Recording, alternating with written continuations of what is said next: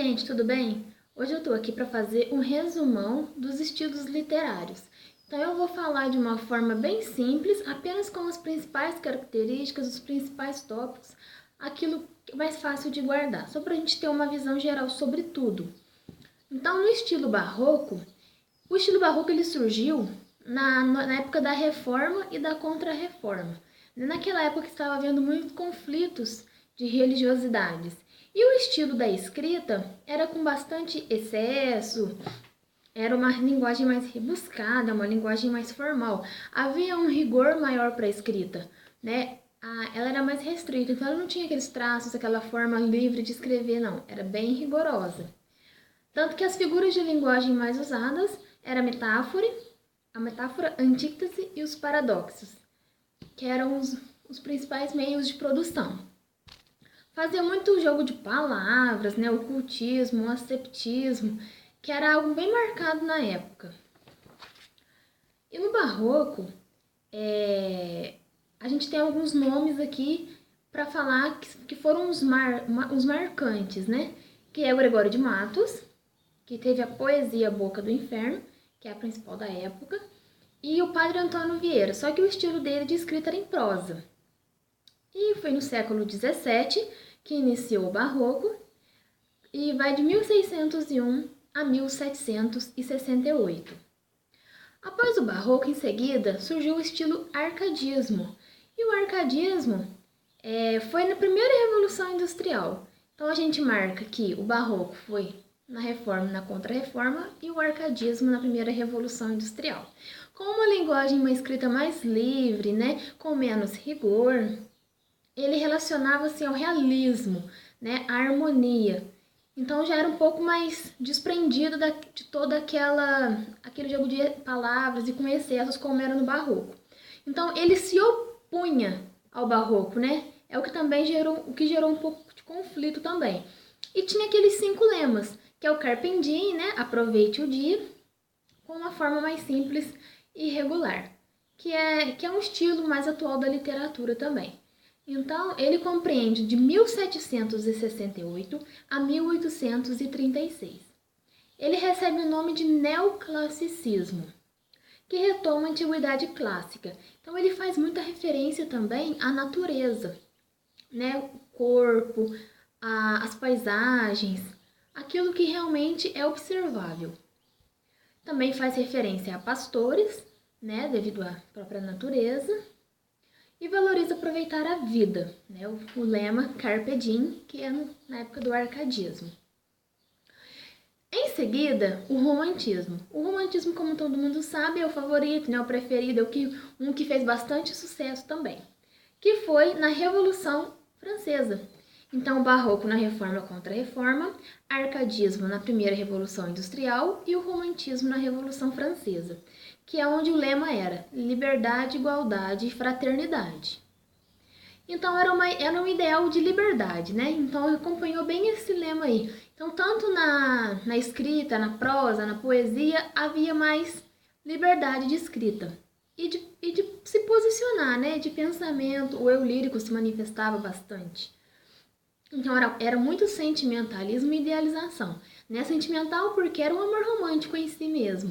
Então idealizava a mulher perfeita, o romance ideal, né? Aquela ideia de herói e de amor verdadeiro.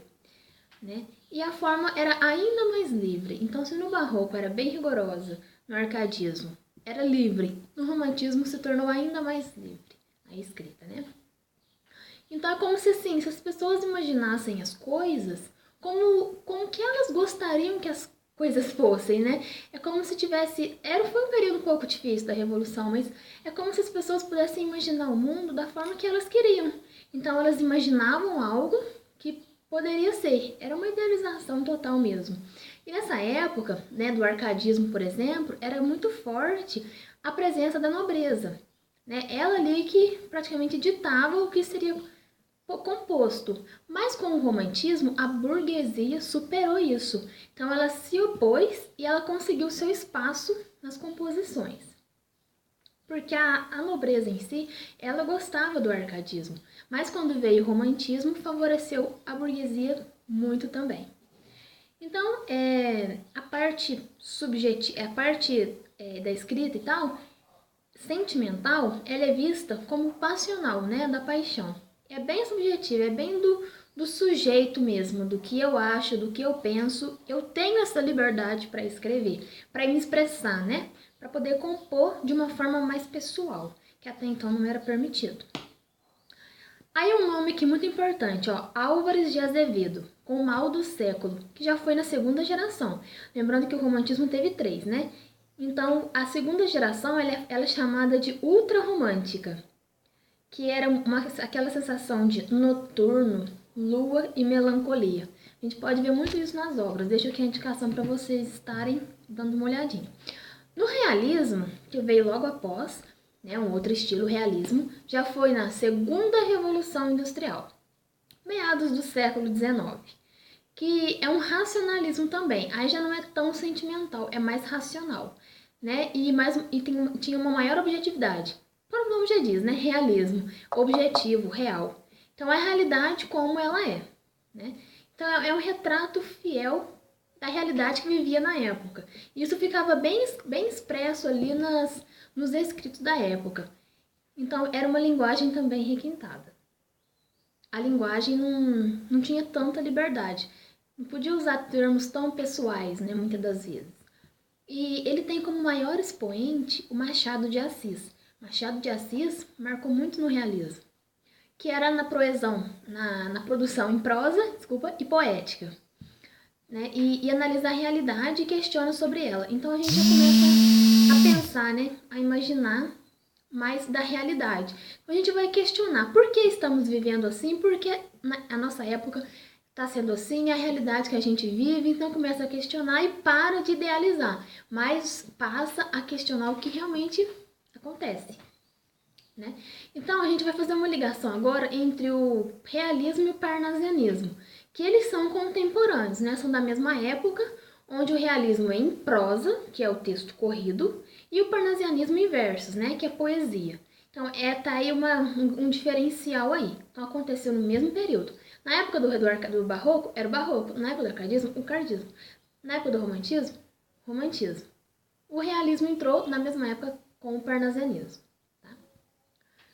Então, o parnasianismo, como eu já disse, é mais em versos, né? É na poesia. Ele foi também na segunda Revolução Industrial, juntamente com o realismo. E era famosa arte pela arte, sabe?